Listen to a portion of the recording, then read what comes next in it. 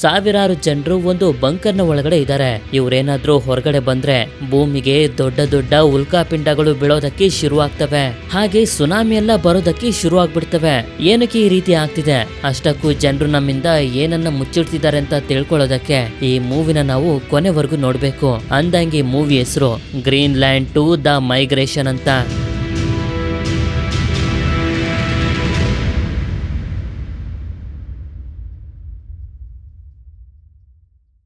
ಮೂವಿಯ ಮೊದಲ ಸೀನ್ನಲ್ಲಿ ನಮ್ಗೆ ಗೊತ್ತಾಗುತ್ತೆ, ಒಂದು ದೊಡ್ಡ ಧೂಮಕೇತು ಬಂದು ಭೂಮಿಗೆ ಹೊಡೆದಿದ್ರಿಂದ ಎಲ್ಲನೂ ಸರ್ವನಾಶ ಆಗೋಯ್ತು. ಆದ್ರೆ ಅದಾದ್ಮೇಲೂ ಕೂಡ ಸಣ್ಣ ಸಣ್ಣ ಉಲ್ಕಾಪಿಂಡಗಳು ಬಂದು ಭೂಮಿಗೆ ಬೆಳೆತಿದ್ರಿಂದ ಮನುಷ್ಯರು ವಾಸ ಮಾಡೋದಕ್ಕಾಗದೆ ಭೂಮಿ ಒಳಗಡೆ ಇರುವಂತ ಬಂಕರ್ಗಳ ಒಳಗಡೆ ಹೋಗಿ ವಾಸ ಮಾಡೋದಕ್ಕೆ ಶುರು ಮಾಡಿದ್ರು.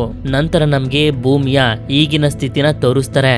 ಇಂಥ ಪರಿಸ್ಥಿತಿಲಿ ಮನುಷ್ಯರು ಮೊದ್ಲಿನ ತರ ಭೂಮಿ ಮೇಲೆ ವಾಸ ಮಾಡೋದಕ್ಕೆ ಸಾಧ್ಯನೇ ಇಲ್ಲ. ಆಗ ನಮ್ಗೆ ಗ್ರೀನ್ಲ್ಯಾಂಡ್ ಅನ್ನೋ ಒಂದು ಬಂಕರ್ ನ ತೋರಿಸ್ತಾರೆ.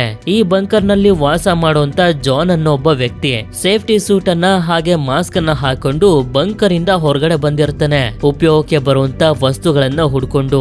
ಹೀಗೆ ಹುಡುಕ್ತಾ ಸ್ವಲ್ಪ ಮುಂದೆ ಬಂದಾಗ ಸಮುದ್ರದ ದಡದಲ್ಲಿ ಒಂದಷ್ಟು ಬೋಟ್ ಗಳು ಕಾಣಿಸ್ತವೆ. ಬೋಟ್ ಗಳ ಜೊತೆ ಒಂದು ಶಿಪ್ ಕೂಡ ಇರುತ್ತೆ.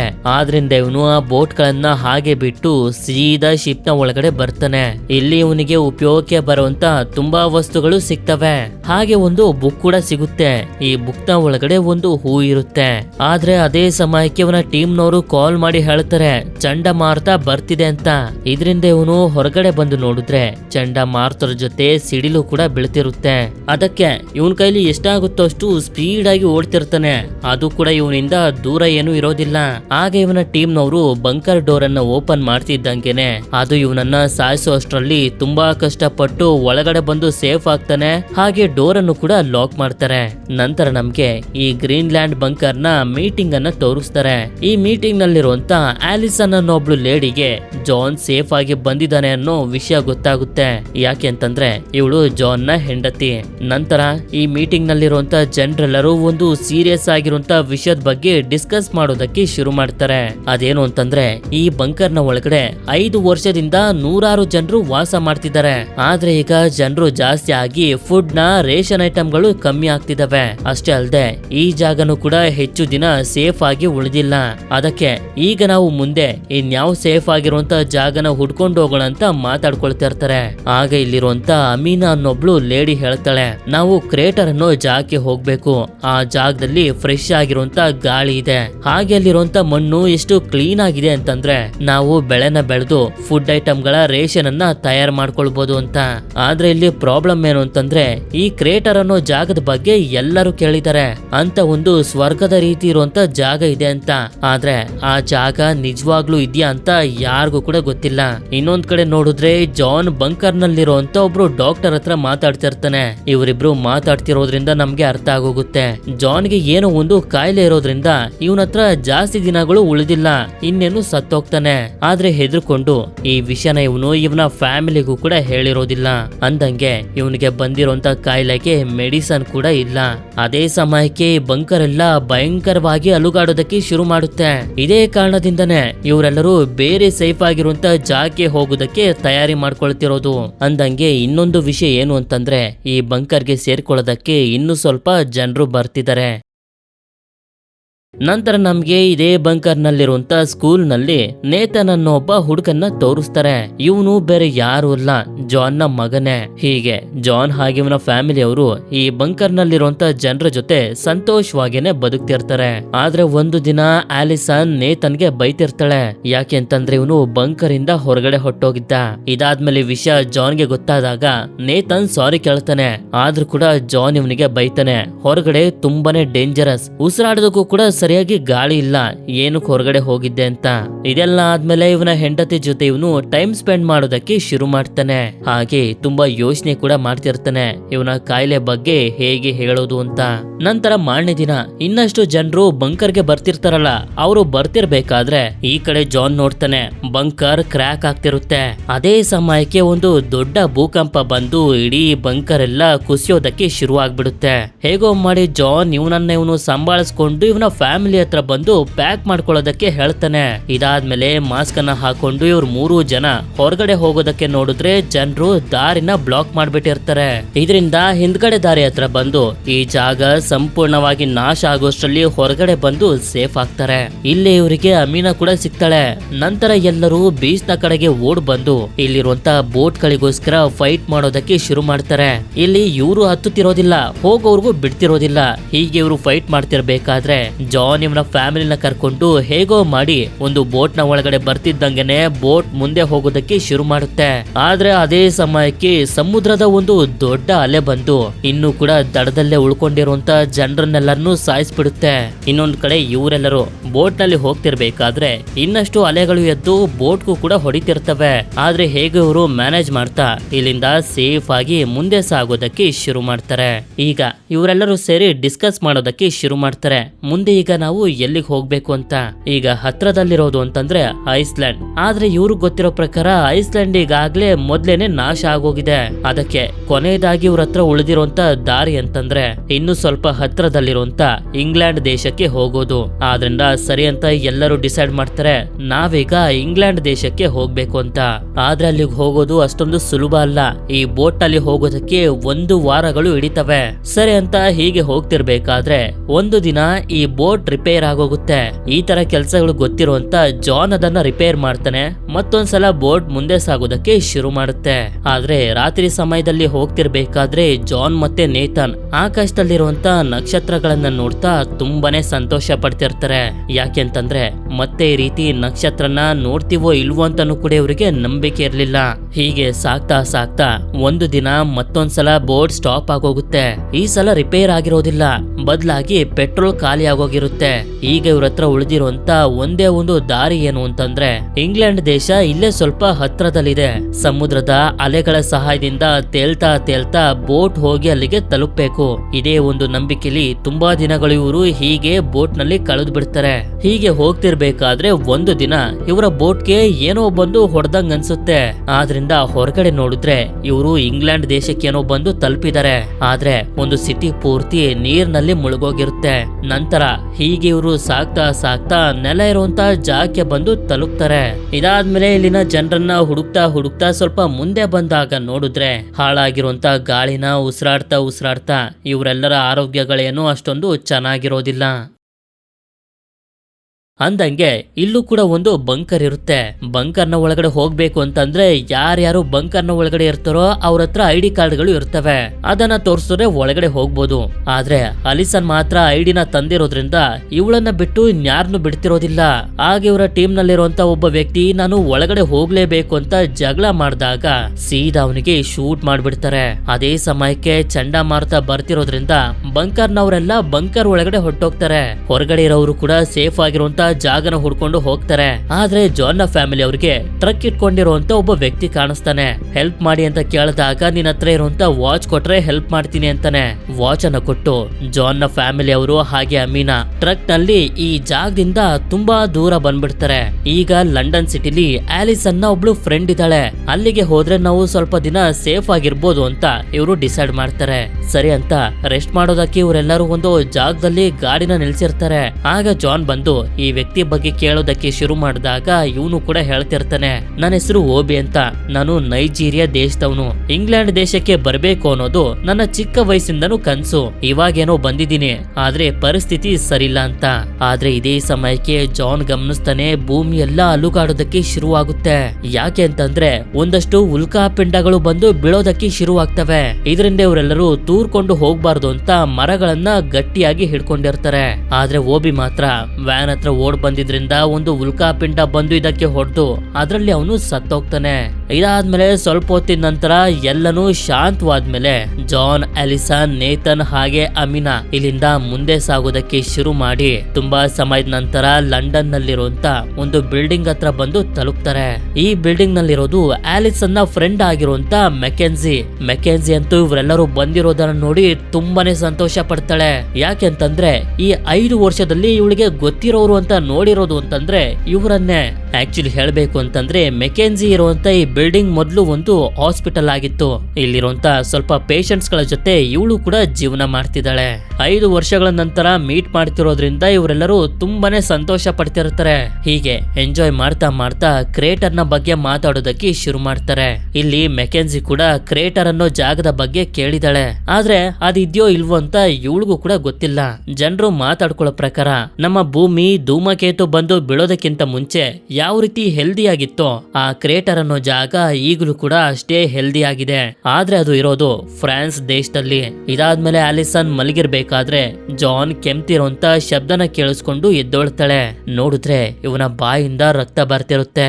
ಆಗ ಇವನು ಕೂಡ ಇದೇ ಸರಿಯಾದ ಸಮಯ ಅಂತ ಇವನ ಕಾಯಿಲೆ ಬಗ್ಗೆ ಹೇಳ್ತಾ ಹೋಗ್ತಾನೆ. ಇನ್ನ ಸ್ವಲ್ಪ ದಿನಗಳಷ್ಟೇ ಇವನು ಬದುಕಿರೋದು ಅಂತ. ಇದನ್ನ ಕೇಳ್ತಿದ್ದಂಗೆನೆ ಆಲಿಸನ್ಗೆ ಶಾಕ್ ಆಗೋದ್ರ ಜೊತೆಗೆ ಭಯ ಪಡ್ತಾ ನೋವನ್ನು ಕೂಡ ಪಡ್ತಿರ್ತಾಳೆ. ಅದಕ್ಕೆ ಇವನು ಹೇಳ್ತಿರ್ತಾನೆ, ನಾನು ಸಾಯೋದಕ್ಕಿಂತ ಮುಂಚೆ ನಿನ್ನ ಮತ್ತೆ ನೇತನ್ನ ಸೇಫ್ ಆಗಿರುವಂತ ಜಾಗಕ್ಕೆ ಕರ್ಕೊಂಡು ಹೋಗಿ ತಲುಪಿಸ್ಲೇಬೇಕು. ನನಗನ್ಸೋ ಪ್ರಕಾರ ಸೇಫ್ ಆಗಿರುವಂತ ಜಾಗ ಕ್ರೇಟರ್ ಅಂತ. ಇವಳು ಕೂಡ ತುಂಬಾ ದುಃಖ ಪಡ್ತಾ ಸರಿ ಅಂತ ಒಪ್ಕೋತಾಳೆ. ಮಾರನೇ ದಿನ ಇವರು ರೆಡಿ ಆಗಿರ್ಬೇಕಾದ್ರೆ ಮೆಕೆನ್ಸಿ ಇವರ ಸೇಫ್ಟಿಗೆ ಅಂತ ಒಂದು ಗನ್ ಅನ್ನ ಕೊಡ್ತಾಳೆ. ಯಾಕೆ ಅಂತಂದ್ರೆ ಜಾನ್ ಹಾಗೆ ಇವನ ಫ್ಯಾಮಿಲಿ ಅವರೆಲ್ಲ ಕ್ರೇಟರ್ ನ ಹುಡ್ಕೊಂಡು ಫ್ರಾನ್ಸ್ ದೇಶಕ್ಕೆ ಹೋಗ್ತಿದ್ದಾರೆ. ಇದರಿಂದ ಮೆಕೆನ್ಸಿ ಕೂಡ ತುಂಬಾ ಬೇಜಾರ್ ಮಾಡ್ಕೊಂಡೆ ಅವರನ್ನ ಕಳಿಸ್ಕೊಡ್ತಾಳೆ. ಹೀಗೆ ಹೋಗ್ತಿರ್ಬೇಕಾದ್ರೆ ಬೇಜಾರ್ ಮಾಡ್ಕೊಂಡು ಕುಂತಿರೋಂತ ನೇತನ್ನ ನೋಡಿ ಜಾನ್ ಇವನ್ ಜೊತೆ ಕಾಮಿಡಿಯಾಗಿ ಮಾತಾಡೋದಕ್ಕೆ ಶುರು ಮಾಡ್ತಾನೆ. ಆದ್ರೆ ಅದೇ ಸಮಯಕ್ಕೆ ಯಾರೋ ಇವರ ಕಾರಿನ ಮೇಲೆ ಶೂಟ್ ಮಾಡ್ತಾರೆ.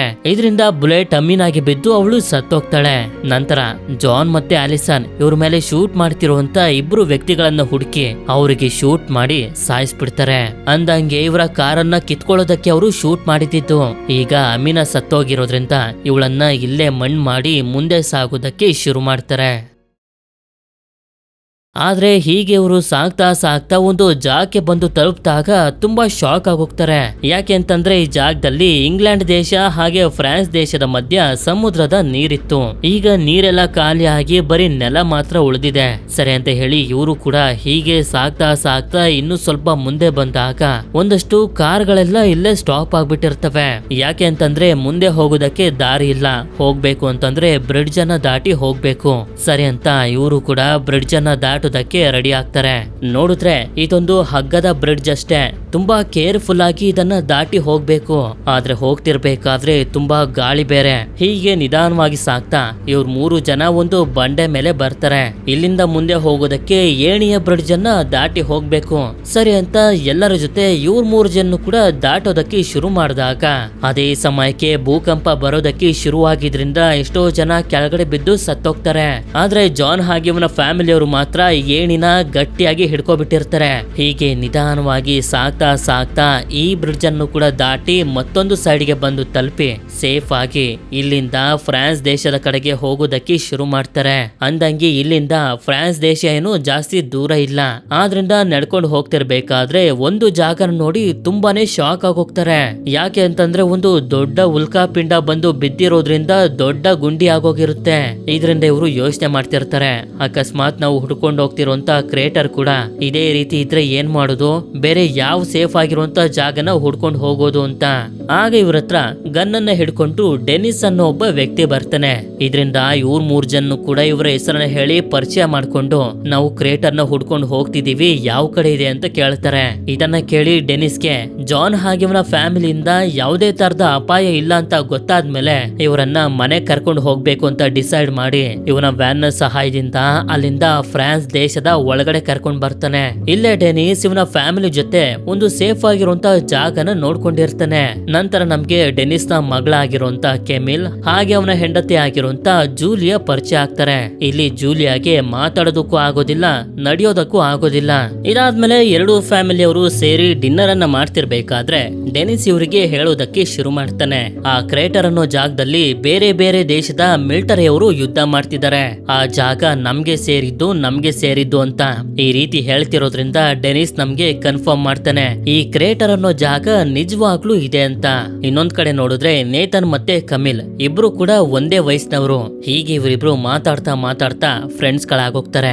ಯಾಕೆ ಅಂತಂದ್ರೆ ಕಮಿಲ್ 5 ವರ್ಷದಿಂದ ಇವಳ ವಯಸ್ಸಿನ ಮಕ್ಕಳನ್ನ ನೋಡೇ ಇರ್ಲಿಲ್ಲ. ಈ ಕಡೆ ಜಾನ್ ಮತ್ತೆ ಆಲಿಸನ್ ತುಂಬಾ ಯೋಚನೆ ಮಾಡ್ತಿರ್ತಾರೆ. ಇವನ ಕಾಯಿಲೆ ಬಗ್ಗೆ ನೇತನ್ಗೆ ಹೇಗೆ ಹೇಳೋದು, ಅವನನ್ನ ಹೇಗೆ ಸಮಾಧಾನ ಮಾಡೋದು ಅಂತ. ಹೀಗೆ ಇದ್ರ ಬಗ್ಗೆ ಯೋಚನೆ ಮಾಡ್ತಾ ಮಾಡ್ತಾ ಮಲ್ಕೋಬಿಡ್ತಾರೆ. ಆದ್ರೆ ಅದೇ ರೀತಿ ಡೆನಿಸ್ ಕೂಡ ಬೇರೆ ಏನನ್ನೋ ಯೋಚನೆ ಮಾಡ್ತಿರ್ತಾನೆ.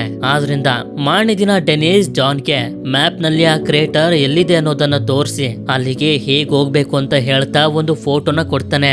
ಈ ಫೋಟೋದಲ್ಲಿರೋದು ನಾನು ಹಾಗೆ ನನ್ನ ಫ್ರೆಂಡ್ ಆಗಿರುವಂತ ಜುನೇದ್. ನನ್ನ ಫ್ರೆಂಡ್ ಜುನೇದ್ ಫ್ರಾನ್ಸ್ ಮಿಲಿಟರಿಯಲ್ಲಿ ಕಮಾಂಡರ್ ಆಗಿದ್ದಾನೆ. ಕ್ರೇಟರ್ ಹತ್ರ ಹೋಗ್ತಿದ್ದಂಗೆನೆ ಅವನಿಗೆ ಈ ಫೋಟೋನ ತೋರಿಸಿ ಡೆನಿಸ್ ಕಳಿಸಿದಾನೆ ಅಂತ ಹೇಳಿ ನಿಮ್ಮನ್ನ ಕ್ರೇಟರ್ ನ ಒಳಗಡೆ ಕರ್ಕೊಂಡು ಹೋಗ್ತಾರೆ.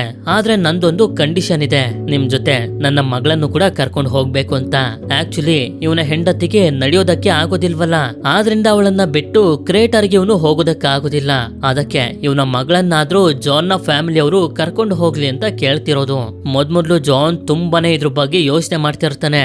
ಆಗ ಆಲಿಸನ್ ಬಂದು ಹೇಳ್ತಾಳೆ, ಸರಿ ನಾವು ಅವಳನ್ನ ಕರ್ಕೊಂಡು ಹೋಗ್ತೀವಿ ಅಂತ. ನಂತರ ಕಮೀಲ್ ಕೊನೆಯದಾಗಿ ಇವಳ ತಂದೆ ತಾಯಿಗೆ ಗುಡ್ ಬೈ ಹೇಳ್ತಿರ್ತಾಳೆ. ಇವರು ಕೂಡ ತುಂಬಾ ಅಳ್ತಾನೆ ಅವರನ್ನ ಕಳಿಸ್ಕೊಡ್ತಾರೆ. ಆದ್ರೆ ಹೋಗ್ತಿರ್ಬೇಕಾದ್ರೆ ಜಾನ್ ಮತ್ತೆ ಆಲಿಸನ್ ನೋಡ್ತಾರೆ. ಕಮೀಲ್ ತುಂಬಾನೇ ಬೇಜಾರ್ ಮಾಡ್ಕೊಂಡಿದ್ದಾಳೆ. ಆದ್ರಿಂದ ಒಂದು ಜಾಗದಲ್ಲಿ ಗಾಡಿನ ನಿಲ್ಸಿ ಇವಳ ಮೂಡನ್ನ ಫ್ರೆಶ್ ಮಾಡೋದಕ್ಕೆ ಅಂತ ಒಂದು ಗೇಮ್ ಅನ್ನ ಆಡೋದಕ್ಕೆ ಶುರು ಮಾಡ್ತಾರೆ. ಗೇಮ್ ಅನ್ನ ಆಡ್ತಾ ಆಡ್ತಾ ಕೆಮಿಲ್ ಕೂಡ ಇವ್ರ ಜೊತೆ ಸೇರಿ ಸಂತೋಷವಾಗಿರೋದಕ್ಕೆ ಶುರು ಮಾಡ್ತಾಳೆ. ಆದ್ರೆ ಅದೇ ಸಮಯಕ್ಕೆ ಫ್ರಾನ್ಸ್ ದೇಶದ ಮಿಲಿಟರಿ ಅವರು ಇಲ್ಲಿಗೆ ಬಂದು ನೀವೆಲ್ಲ ಯಾರು ಅಂತ ಕೇಳ್ತಿರ್ತಾರೆ. ಆಗ ಕಮಿಲ್ ಹೇಳ್ತಾಳೆ, ನಾನು ಕಮಾಂಡರ್ ಜುನೇತ್ ನ ಫ್ರೆಂಡ್ ನ ಮಗಳು, ನಾವೆಲ್ಲರೂ ಕ್ರೇಟರ್ಗೆ ಹೋಗ್ಬೇಕು, ನಿಮ್ಮ ಕಮಾಂಡರ್ ಹತ್ರ ಕರ್ಕೊಂಡು ಹೋಗಿ ಅಂತ. ಆಗ ಮಿಲಿಟರಿ ಅವರು ಕೂಡ ಸ್ವಲ್ಪ ಯೋಚನೆ ಮಾಡಿ ಸರಿ ಅಂತ ಹೇಳಿ ಇವ್ರ 3 ಜನರನ್ನ ವಾರ್ ಝೋನ್ಗೆ ಕರ್ಕೊಂಡ್ ಬರ್ತಾರೆ. ಹೌದು, ಇದೇ ಜಾಗದಲ್ಲೇ ಬೇರೆ ಬೇರೆ ದೇಶದ ಮಿಲಿಟರಿ ಅವರು ಯುದ್ಧ ಮಾಡ್ತಿರೋದು. ಕ್ರೇಟರ್ ನಮ್ಗೆ ಬೇಕು ಅಂತ. ಈ ಜಾಗದಲ್ಲಿ ಸಾಗೋದು ಅಷ್ಟೊಂದೇನು ಈಸಿ ಅಲ್ಲ. ಆದ್ರೆ ಫ್ರಾನ್ಸ್ ದೇಶದ ಮಿಲಿಟರಿ ಅವರು ಒಂದು ಸೇಫ್ ಆಗಿರುವಂತ ಜಾಗದಿಂದ ಇವ್ರ 4 ಜನರನ್ನ ವಾರ್ ಝೋನ್ ಇಂದ ದೂರ ಇರುವಂತ ಮಿಲಿಟರಿ ಕ್ಯಾಂಪ್ ಹತ್ರ ಕರ್ಕೊಂಡ್ ಬರ್ತಾರೆ. ಇಲ್ಲಿಗೆ ಬರ್ತಿದ್ದಂಗೆನೆ ಇಲ್ಲಿನ ಗಾಳಿ ತುಂಬಾನೇ ಫ್ರೆಶ್ ಆಗಿರೋದನ್ನ ಗಮನಿಸ್ತಾರೆ. ಅಂದ್ರೆ ಕ್ರೇಟರ್ ನ ಸುತ್ತಮುತ್ತನೇ ಇವರು ಇದಾರೆ ಅಂತ. ನಂತರ ಇವರು ಕ್ಯಾಂಪ್ ನ ಒಳಗಡೆ ಬಂದು ಸೋಲ್ಜರ್ ಗಳನ್ನ ಕೇಳ್ತಿರ್ತಾರೆ, ನಾವು ಕಮಾಂಡರ್ ಜುನೇತ್ ನ ಮೀಟ್ ಮಾಡ್ಬೇಕು, ಕ್ರೇಟರ್ ಗೆ ಹೋಗ್ಬೇಕು ಅಂತ ಅನ್ಕೊಂಡಿದೀವಿ, ಎಲ್ಲಿದ್ದಾರೆ ಅಂತ. ಆಗ ಇಲ್ಲಿರುವಂತ ಒಬ್ಬ ಸೋಲ್ಜರ್ ಯುದ್ಧದಲ್ಲಿ ಸತ್ತೋಗಿರುವಂತ ಕಮಾಂಡರ್ ಜುನೇತ್ ನ ತೋರಿಸ್ತಾನೆ. ನಮ್ಮನ್ನ ಕ್ಷಮಿಸಿ, ನೀವು ಕ್ರೇಟರ್ ಗೆ ಹೋಗೋದಕ್ಕೆ ಆಗೋದಿಲ್ಲ ಅಂತ. ಇದರಿಂದ ಜಾನ್ ಈ ಸೋಲ್ಜರ್ ನ ತುಂಬಾನೇ ಬೇಡ್ಕೊಳ್ತಾನೆ, ನನ್ನ ಹತ್ರ ಜಾಸ್ತಿ ಟೈಮ್ ಇಲ್ಲ, ನಾನು ಸಾಯೋದ್ರಲ್ಲಿದ್ದೀನಿ, ಅಷ್ಟರಲ್ಲಿ ನನ್ನ ಫ್ಯಾಮಿಲಿನ ಕ್ರೇಟರ್ ಗೆ ಸೇಫ್ ಆಗಿರುವಂತ ಜಾಗಕ್ಕೆ ತಲುಪಿಸ್ಬೇಕು ಅಂತ. ಇದನ್ನ ಕೇಳಿ ಸೋಲ್ಜರ್ ಗೆ ಸ್ವಲ್ಪ ಬೇಜಾರಾಗಿ ಯೋಚನೆ ಮಾಡ್ತಾ, ಸರಿ ಕ್ರೇಟರ್ ಗೆ ಒಂದು ಬಸ್ ಹೋಗ್ತಿದೆ, ಅದ್ರೊಳಗಡೆ ಹೋಗಿ ಕುತ್ಕೊಳ್ಳಿ ಅಂತಾನೆ. ಇವರು ಕೂಡ ಬರ್ತಾರೆ. ಕೊನೆಗೂ ಕ್ರೇಟರ್ ಗೆ ಹೋಗ್ತಿರೋದ್ರಿಂದ ಸಮಾಧಾನ ಆಗುತ್ತೆ. ಆದ್ರೆ ಹೀಗೆ ಹೋಗ್ತಿರ್ಬೇಕಾದ್ರೆ ಗನ್ನನ್ನ ಹಿಡ್ಕೊಂಡಿರುವಂತ ಇಬ್ರು ವ್ಯಕ್ತಿಗಳು ಬಂದು ಹೆದರಿಸ್ತಾ ಈ ಬಸ್ ನಮ್ಗೆ ಬೇಕು ಅಂತ ಎಲ್ಲರನ್ನು ಕೆಳಗಡೆ ಇಳಿಸ್ತಿರ್ತಾರೆ. ಆದ್ರೆ ಜಾನ್ ಮಾತ್ರ ಈ ಅವಕಾಶನ ಬಿಟ್ಕೊಡೋದಕ್ಕೆ ರೆಡಿ ಆಗಿಲ್ಲ. ಆದ್ರಿಂದ ಗನ್ ಹಿಡ್ಕೊಂಡಿರುವಂತ ಒಬ್ಬ ವ್ಯಕ್ತಿ ಜೊತೆ ಫೈಟ್ ಮಾಡ್ತಿರ್ತಾನೆ. ಮಿಕ್ಕಿರೋರೆಲ್ಲ ಇನ್ನೊಬ್ಬನ್ಗೆ ಚೆನ್ನಾಗಿ ಹೊಡೆದು ಸಾಯಿಸ್ಬಿಡ್ತಾರೆ. ಆದ್ರೆ ಯಾವಾಗ ಜಾನ್ ಹೊರಗಡೆ ಬರ್ತಾನೋ ಆಗ್ಲೇ ನಮ್ಗೆ ಗೊತ್ತಾಗೋದು ಫೈಟ್ ಮಾಡ್ತಿರ್ಬೇಕಾದ್ರೆ ಇವನಿಗೆ ಬುಲೆಟ್ ಬಿದ್ಬಿಟ್ಟಿದೆ ಅಂತ. ಆದ್ರಿಂದ ಬಸ್ ನ ಒಳಗಡೆ ಕುಂತ್ಕೊಂಡು ಇವರೆಲ್ಲರೂ ಕ್ರೇಟರ್ ಇರುವಂತ ಜಾಗದ ಕಡೆಗೆ ಹೋಗೋದಕ್ಕೆ ಶುರು ಮಾಡ್ತಾರೆ. ಆದ್ರೆ ಹೀಗೆ ಬರ್ತಿದ್ದಂಗೆನೆ ಮುಂದೆ ಹೋಗೋದಕ್ಕೆ ದಾರಿ ಇರೋದಿಲ್ಲ. ಆದ್ರಿಂದ ಬಸ್ ಅನ್ನ ಇಲ್ಲೇ ಬಿಟ್ಟು ಇವ್ರು 4 ಜನ ನಡಿತಾ ಬೆಟ್ಟನ ಹತ್ತಿ ಯಾವಾಗ ತುದಿಗೆ ಬರ್ತಾರೋ ನಿಜವಾಗ್ಲೂ ಸ್ವರ್ಗದ ರೀತಿ ಇರುವಂತ ಕ್ರೇಟರ್ ನ ನೋಡಿ ಇವರೆಲ್ಲರಿಗೂ ತುಂಬಾನೇ ಸಂತೋಷ ಆಗುತ್ತೆ. ಇನ್ನು ಮುಂದಿನ ಜೀವನ ಇಂಥ ಒಂದು ಜಾಗದಲ್ಲಿ ಕಳಿತೀವಿ ಅಂತ ಸಂತೋಷ ಏನೋ ಆಗ್ತಿದೆ. ಆದ್ರೆ ಅದೇ ಸಮಯಕ್ಕೆ ರಕ್ತ ತುಂಬಾ ಹೋಗಿರೋದ್ರಿಂದ ಜಾನ್ ತುಂಬಾನೇ ವೀಕ್ ಆಗೋಗ್ತಾನೆ. ಹಾಗೆ ಇದೇ ಸರಿಯಾದ ಸಮಯ ಅಂತ ಇವನ ಕಾಯಿಲೆ ಬಗ್ಗೆ ನೇತನ್ಗೆ ಹೇಳಿ ಇನ್ ಮುಂದೆ ನಿನ್ ತಾಯಿನ ನೀನೇ ಚೆನ್ನಾಗಿ ನೋಡ್ಕೊಳ್ಬೇಕು ಅಂತ ಕೊನೆಯದಾಗಿ ಗುಡ್ ಬೈ ಅನ್ನ ಹೇಳ್ತಾನೆ. ನೇತನ್ ಮತ್ತೆ ಆಲಿಸನ್ ಅಂತೂ ತುಂಬಾನೇ ಅಳ್ತಿರ್ತಾರೆ. ಆಗ ನಮ್ಗೆ ಜಾನ್ ಇವನ ಫ್ಯಾಮಿಲಿ ಜೊತೆ ಕಳೆದಿರುವಂತ ಮೆಮೊರಿಗಳನ್ನ ತೋರಿಸ್ತಾರೆ. ಇದೆಲ್ಲ ಆದ್ಮೇಲೆ ಆಲಿಸನ್, ನೇತನ್ ಮತ್ತೆ ಕಮಿಲ್ ಮುಂದಿನ ಇವರ ಜೀವನನ ಬದುಕೋದಕ್ಕೆ ಅಂತ ಕ್ರೇಟರ್ ನ ಕಡೆಗೆ ಹೋಗೋದಕ್ಕೆ ಶುರು ಮಾಡ್ತಾರೆ. ಇಲ್ಲಿಗೆ ಈ ಮೂವಿನೂ ಕೂಡ ಎಂಡ್ ಆಗೋಗುತ್ತೆ. ಈ ಮೂವಿ ನಿಮ್ಮೆಲ್ಲರಿಗೂ ಇಷ್ಟ ಆಗಿರುತ್ತೆ ಅಂತ ಅನ್ಕೊಂಡಿದೀನಿ. ಇಷ್ಟ ಆಗಿತ್ತು ಅಂತಂದ್ರೆ ನನಗೆ ಕಮೆಂಟ್ ಮಾಡಿ ತಿಳಿಸಿ ಈ ಮೂವಿಲಿ ನಿಮ್ಗೆ ಜಾಸ್ತಿ ಯಾವ ಕ್ಯಾರೆಕ್ಟರ್ ಇಷ್ಟ ಆಯ್ತು ಅಂತ. ಹಾಗೆ ವಿಡಿಯೋ ಇಷ್ಟ ಆಗಿತ್ತು ಅಂತಂದ್ರೆ ಲೈಕ್ ಮಾಡಿ. ಸರಿ, ಸಿಗೋಣ ಮತ್ತೊಂದು ಅಮೇಜಿಂಗ್ ಆಗಿರುವಂತ ವಿಡಿಯೋದಲ್ಲಿ. Until then stay tune mister explainer Kannada.